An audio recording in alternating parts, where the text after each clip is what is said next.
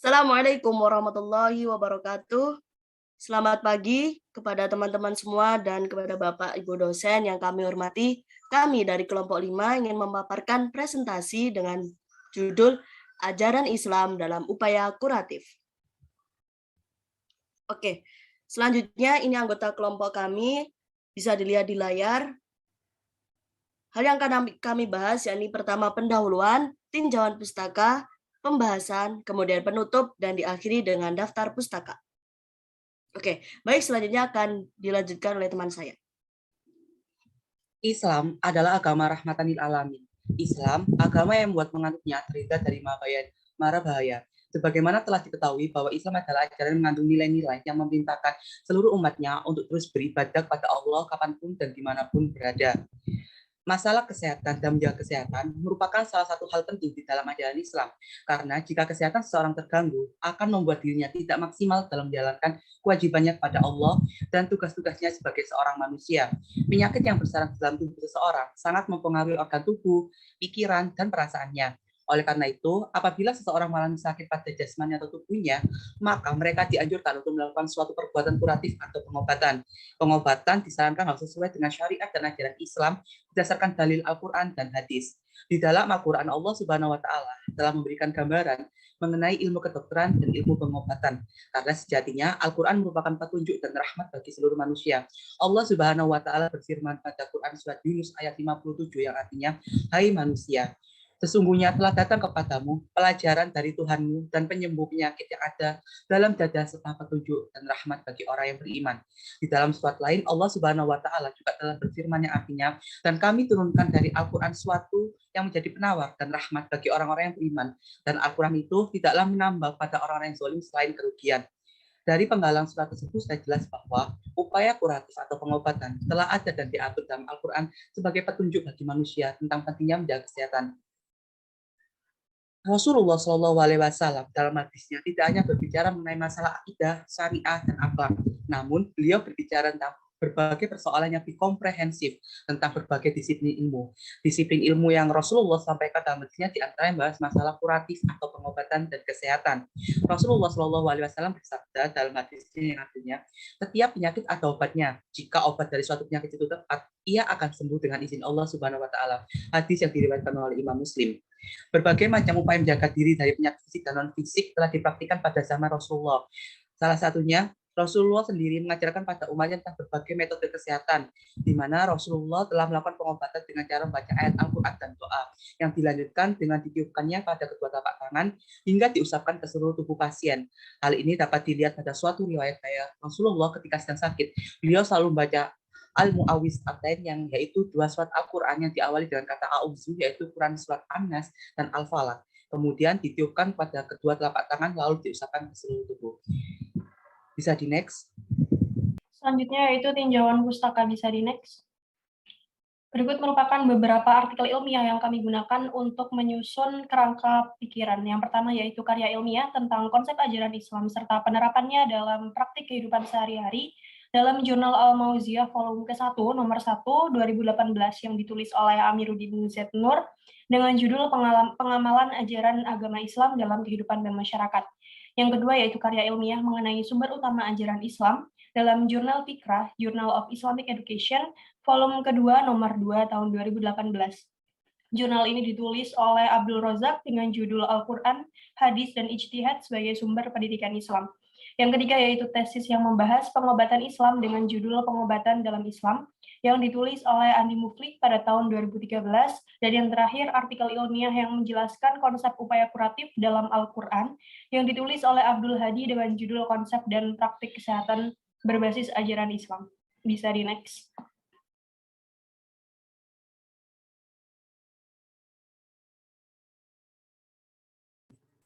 Baik, berikutnya yaitu tinjauan pustaka mengenai kerangka pemikiran. Yang pertama yaitu adalah ajaran Islam.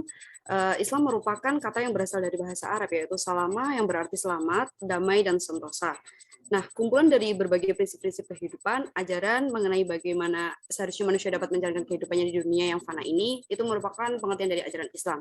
Nah, ajaran Islam sendiri terdiri dari Al-Quran, As-Sunnah, dan Ijtihad. Selanjutnya yaitu sehat. sehat memiliki beberapa definisi, antara lain yaitu yang pertama menurut Undang-Undang Nomor 23 Tahun 1992 yang berbunyi yang dimaksud dengan sehat adalah keadaan sejahtera dari badan, jiwa, dan sosial yang memungkinkan setiap orang hidup produktif secara sosial dan ekonomis. Dan berikutnya yaitu menurut WHO tahun 1947, di mana sehat adalah keadaan sejahtera, sempurna dari fisik, mental, dan sosial yang tidak terbatas hanya pada bebas dari penyakit atau kelemahan saja. Dan yang ketiga yaitu menurut Weil tahun 1977. Kesehatan adalah keadaan di mana seseorang pada waktu diperiksa oleh ahlinya tidak mempunyai keluhan maupun tidak terdapat tanda-tanda suatu penyakit atau kelainan. Dikutip dari Dismara pada tahun 2009. Al-Quran memandang kesehatan sendiri adalah suatu kondisi sehat secara menyeluruh, baik secara fisik, mental, spiritual, dan sosial. Selanjutnya yaitu pengertian dari sakit. Menurut World Health Organization atau WHO tahun 1974, sakit adalah suatu keadaan yang tidak seimbang atau sempurna seseorang dari aspek medis, fisik, mental, sosial, psikologis, dan bukan hanya kesakitan, tetapi juga kecacatan.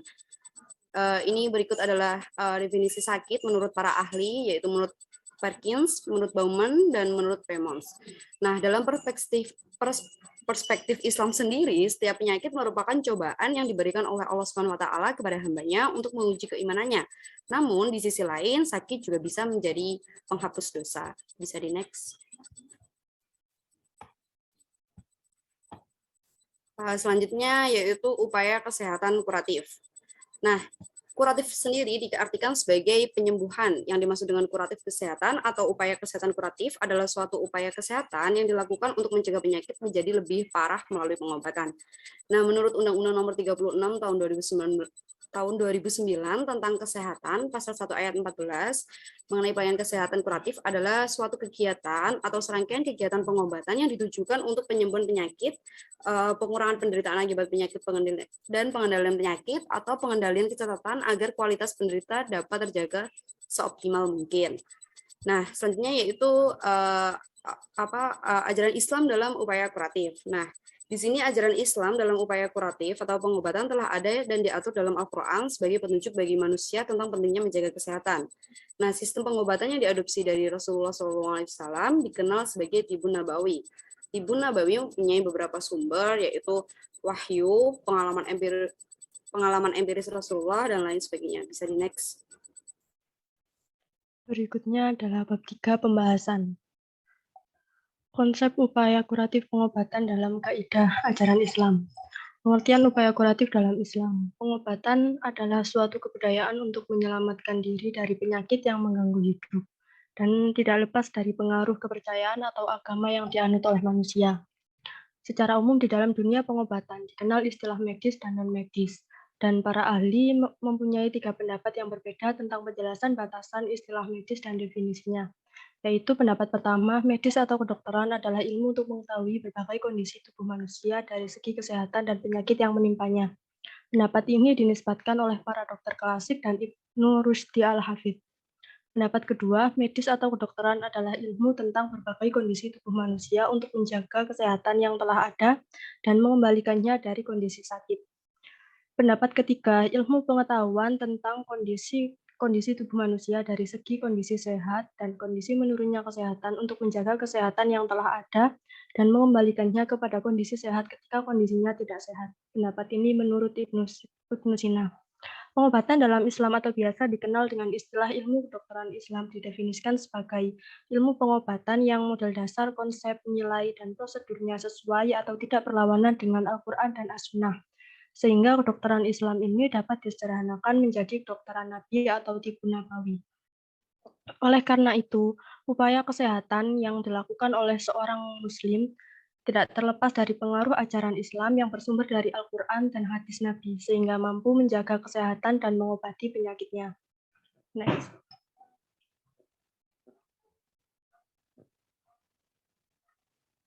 Next.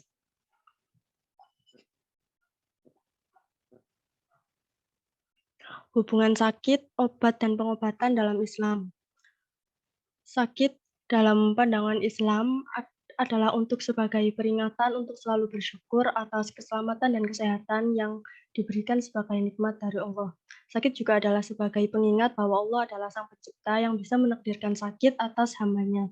Sakit juga dapat dipandang sebagai peringatan dari Allah untuk mengingatkan dosa-dosa manusia. Lalu dalam perspektif Islam, setiap penyakit merupakan cobaan yang diberikan oleh Allah kepada hamba-Nya untuk menguji keimanan. Sedangkan dalam Al-Quran, obat sendiri banyak disebutkan dengan kata syifa yang berarti kesembuhan dari sakit dan pengobatan menuju kesembuhan dari keadaan sakit.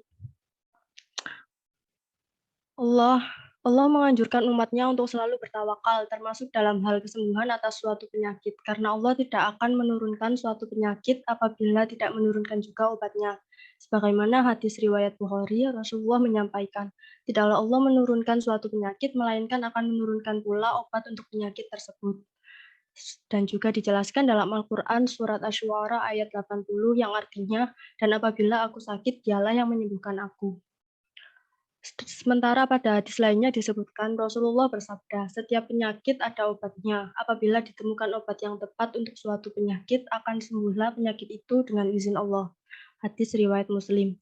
Hal ini menunjukkan bahwa obat yang tepat dan diberikan dengan pengobatan yang tepat akan menjadi jalan kesembuhan bagi suatu penyakit, jika Allah mengizinkan. Next.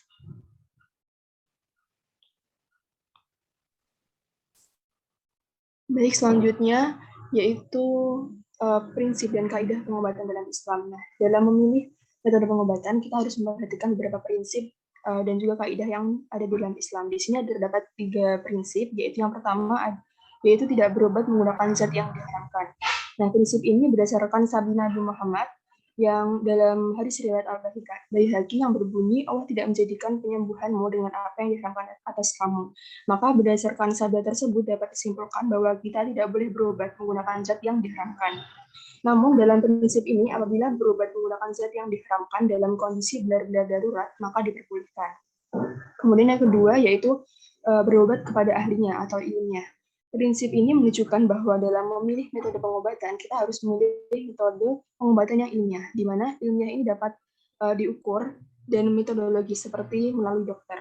Seorang dokter dalam mengembangkan pengobatannya dapat diukur kebenaran metodologinya oleh dokter lainnya. Berbeda dengan seorang dukun dalam mengobati pasien, metode yang digunakannya tidak dapat diukur oleh dukun yang lain.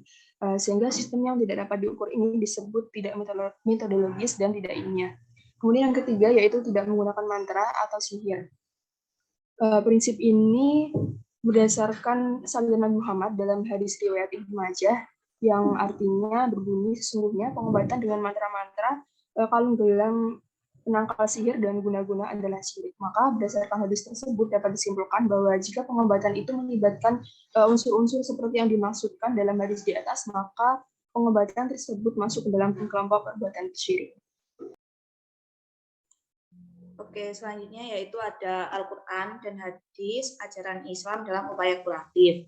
Segala bentuk kehidupan umat Islam di dunia ini harus berpedoman pada Al-Quran dan hadis.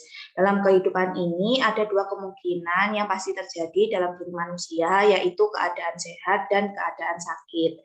Dalam ajaran Islam sendiri, menjaga kesehatan itu sangat penting, dan apabila seseorang sedang mengalami sakit, maka sangat diperintahkan untuk segera melakukan upaya kuratif atau pengobatan.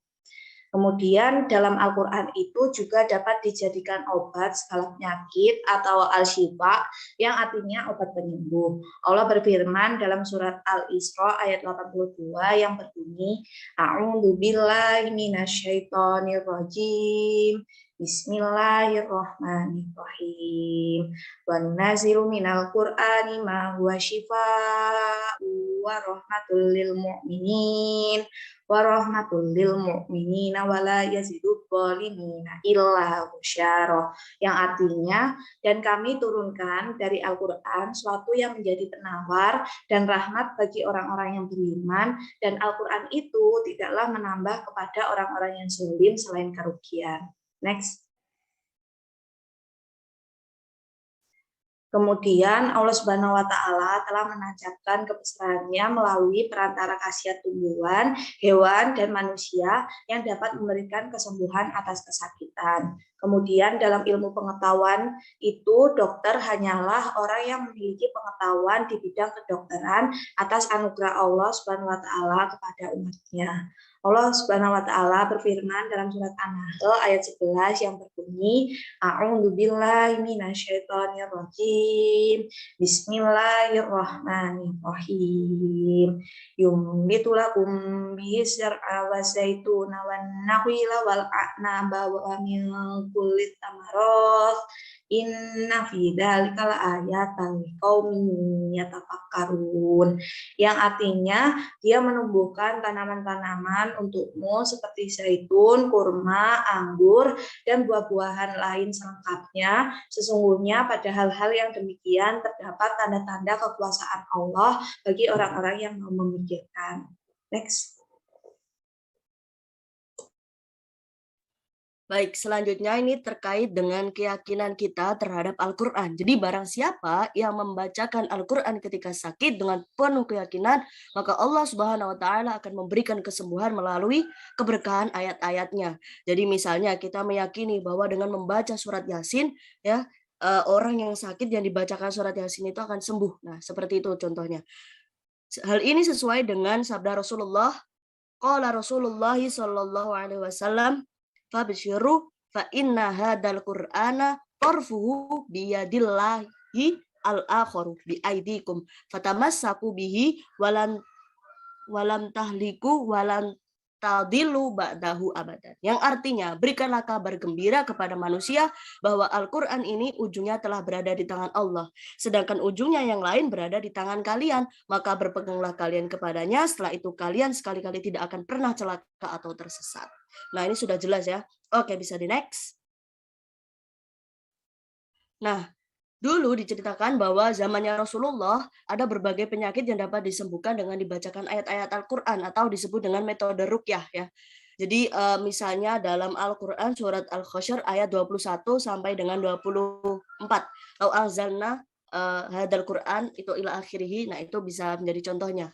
Selain itu Nabi Muhammad juga melakukan pengobatan ya apabila sakit dengan membaca Al-Mu'awizatain atau sering disebut dengan Qul a'udzu birabbin nas dan juga Qul a'udzu birabbil falaq. Oke, bisa di next.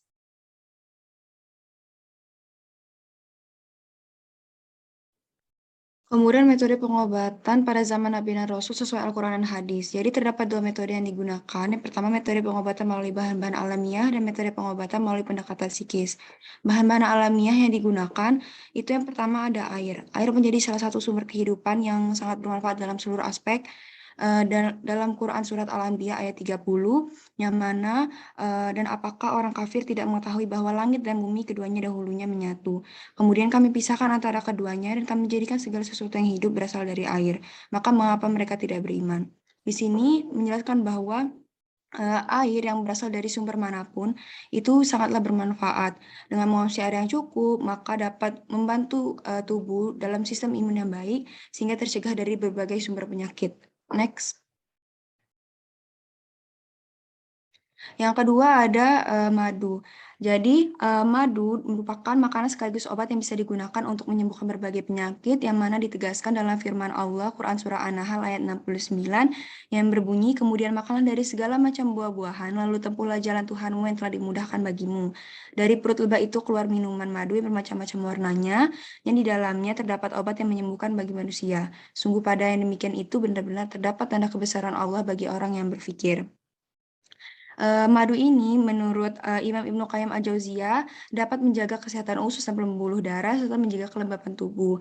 Bukan hanya itu, dalam Sakri 2015 disebutkan bahwa madu ini dapat menghilangkan radikal bebas dalam tubuh karena kaya akan nutraceuticals, mempercepat penyembuhan luka dan lecet, serta menyembuhkan diri dari berbagai penyakit infeksi seperti penyakit jantung, ispa, dan lain-lain.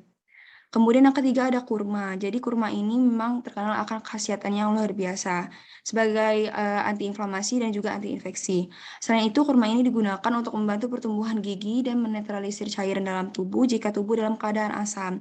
Karena kurma kaya akan kandungan kalsium, kalium, dan zat besi. Allah Subhanahu wa taala juga berfirman dalam Quran surah Maryam ayat 25 sampai 26 yang mana kurma ini dalam surat ini dijelaskan bahwa kurban bermanfaat untuk mengontrol laju gerak rahim seorang hambanya, yang mana kala itu dijelaskan dalam Quran surah Maryam ayat 25 sampai 26. Saat itu Allah memerintahkan Maryam yang hendak melahirkan untuk menguncangkan pakal pohon kurma yang berada di hadapannya dan memakan buah kurma matang yang jatuh di hadapannya. Kemudian yang kedua itu ada metode pengobatan melalui pendekatan psikis. Jadi zaman Nabi dan Rasul itu dilakukan pengobatan ruqyah syariah, yang mana praktik ruqyah syariah ini merupakan praktik yang memang diperbolehkan dalam syariat Islam karena sudah diajarkan oleh Rasulullah SAW. Jenis ruqyah ini menggunakan bantuan ayat-ayat suci Al-Quran, hadis yang terstruktur, serta lantunan bahasa Arab yang fasih, tegas, dan jelas, menurut Riantoro 2019. Dipertegas dalam firman Allah Subhanahu wa taala Quran surah Al-Isra ayat 82 sebagaimana sudah disebutkan sebelumnya. Praktik ruqyah syariah ini dilakukan Nabi melalui 3 cara. Yang pertama melalui nafas, yang mana ketika setelah lantunan ayat suci Al-Quran atau doa, dihembuskan ke telapak tangan dan disekak ke seluruh bagian si penderita. Kemudian melalui air liur yang ditempelkan ke telapak tangan kanan Rasulullah SAW setelah selesai membacakan doa dan kemudian disekak ke luka si penderita. Pernyataan ini diriwayatkan dalam hadis riwayat Bukhari Muslim. Kemudian yang ketiga menggunakan telapak tangan kanan dan disekak ke bagian tubuh yang sakit, sebagaimana sabda Rasulullah SAW yang menyuruh Utsman bin Abu al-Ash yang sedang sakit. Letakkanlah tanganmu pada anggota badan yang sakit, kemudian bacalah basmalah 3 kali, lalu membaca 7 kali dengan nama Allah, aku berlindung dengan kemuliaan dan kekuasaan Allah dari keburukan yang kudapati dan yang akan kukhawatirkan terjadi. Next. Selanjutnya yaitu pandangan Islam terhadap metode pengobatan tradisional dan metode pengobatan modern. Yang pertama, metode pengobatan tradisional. Metode pengobatan tradisional merupakan metode pengobatan yang digunakan dalam berbagai masyarakat sejak zaman dahulu yang diturunkan dan dikembangkan secara turun-temurun berdasarkan tingkat pemahaman manusia terhadap pengetahuan dari masa ke masa. Pada zaman Nabi pun sudah ada pengobatan tradisional ini. Dalam artian pengobatan tradisional ini merupakan pengobatan yang sesuai dengan tradisi yang berkembang di zaman itu. Sebagaimana Allah berfirman dalam Quran surat Yunus ayat 57 yang berbunyi A'udzubillahi minasyaitonirrajim. Bismillahirrahmanirrahim. Ya ayyuhan nas qad ja'atkum mau'idatum mir rabbikum wa shifaa'un lima fis suduri wa hudaw wa rahmatul lil mu'minin. Yang artinya, hai manusia, sesungguhnya telah datang kepadamu pelajaran dari Tuhanmu dan penyembuh bagi penyakit-penyakit yang berada dalam dada dan petunjuk serta rahmat bagi orang-orang yang beriman. Dalam ayat tersebut dapat dijelaskan bahwa Allah Subhanahu wa taala senantiasa memberikan kesembuhan bagi penyakit yang ada pada diri manusia. Bukti Allah Subhanahu wa taala menyembuhkan penyakit tersebut yaitu dapat melalui perantara pengobatan yang dilakukan oleh manusia itu sendiri, tentu dengan metode yang dilakukan dan dipercayainya. Next slide. Selanjutnya, metode pengobatan modern. Metode pengobatan modern ini dilakukan berdasarkan penelitian ilmiah dan berdasarkan pengetahuan dari berbagai aspek. Pengobatan modern atau lebih dikenal dengan pengobatan medis ini menggunakan beberapa terapan disiplin ilmu pengetahuan dalam mengobati sebuah penyakit, cara pemeriksaan dan diagnosa penyakitnya dinilai lebih akurat daripada pengobatan tradisional. Contoh dari pengobatan modern ini yaitu misalnya CT scan, X-ray, operasi plastik, sinar laser, dan sebagainya. Salah satu contoh sederhana dari pengobatan modern yaitu dengan pemberian obat. Obat yang diberikan harus yang dari tenaga medis dan tenaga medis tersebut harus mengerti apa manfaat dan juga mudarat dari obat tersebut. Seperti Rasulullah SAW bersabda, Allah tidak menjadikan barang yang haram sebagai obat. Hadis riwayat Muslim. Dan Allah sendiri juga telah menjamin kesembuhan bagi setiap hambanya yang berobat ketika sedang terkena sakit. Seperti dalam firman-Nya dalam Quran surat Asy-Syu'ara ayat 80 yang berbunyi wa idza maritu fahuwa yashfin, yang artinya dan apabila aku sakit dialah yang menyembuhkanku.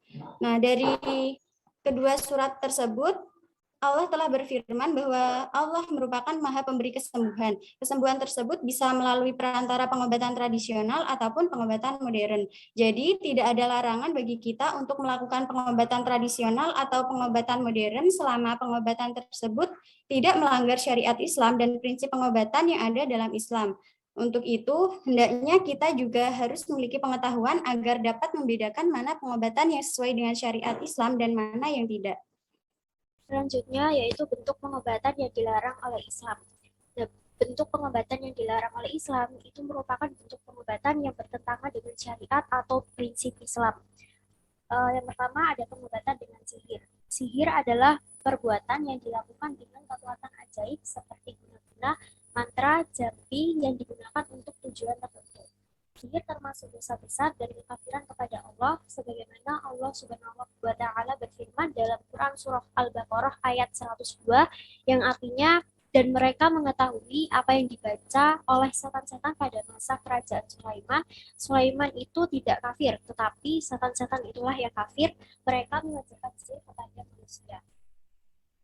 Yang kedua, yaitu pengobatan dengan bantuan dukun. Dukun adalah pendusta yang mengaku mengetahui segala hal yang gaib dan menceritakan segala hal yang belum terjadi. Dukun terdiri atas paranormal, tukang ramal, dan sejenisnya. Barang siapa yang mendatangi dan bertanya kepada dukun dan sejenisnya merupakan perbuatan dosa yang sangat besar dan kufur.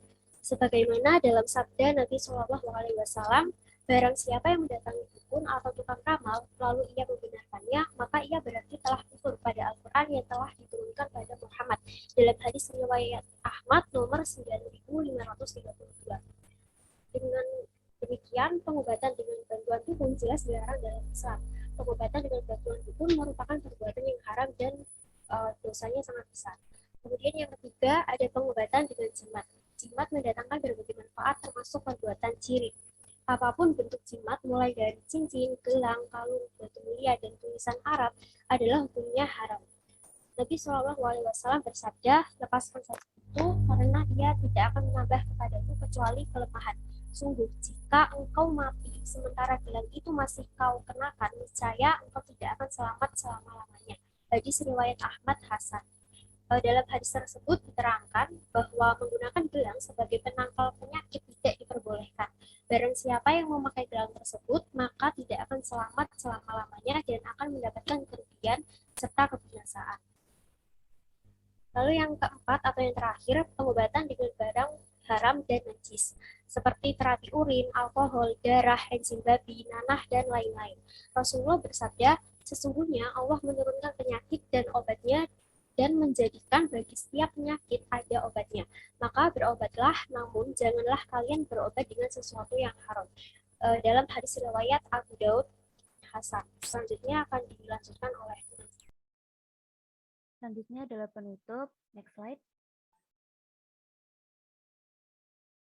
Jadi kesimpulannya, Allah memberikan keadaan sakit dan sehat sebagai wujud takdir dan kodrat manusia untuk selalu mengingat keagungan Sang Maha Pencipta. Menurut hadis riwayat Muslim, Rasulullah pernah bersabda bahwa setiap penyakit memiliki obatnya masing-masing. Jika obat dari suatu penyakit ini tepat, maka ia akan sembuh dengan izin Allah Subhanahu wa Ta'ala. Di dalam Islam telah banyak dibahas dalam Al-Quran maupun hadis mengenai pengobatan, salah satunya dengan melakukan upaya kuratif. Dalam Islam terdapat istilah Tribun Nabawi yang merupakan sistem pengobatan Islam di mana mengacu pada perkataan serta perbuatan Rasulullah yang terkait dengan upaya menanggulangi wabah penyakit, penyembuhan penyakit, dan perawatan pasien dengan bersumber pada Al-Quran.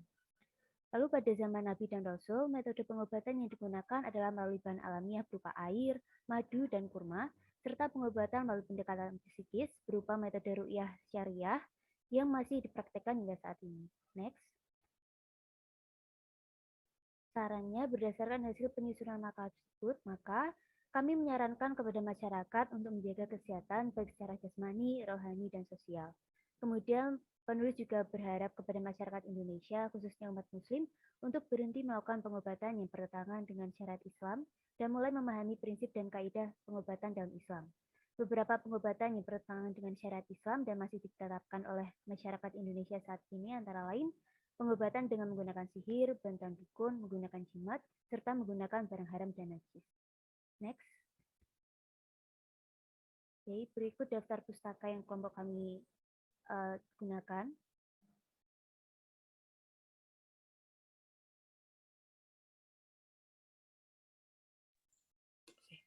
Baik, sekian presentasi yang kami sampaikan.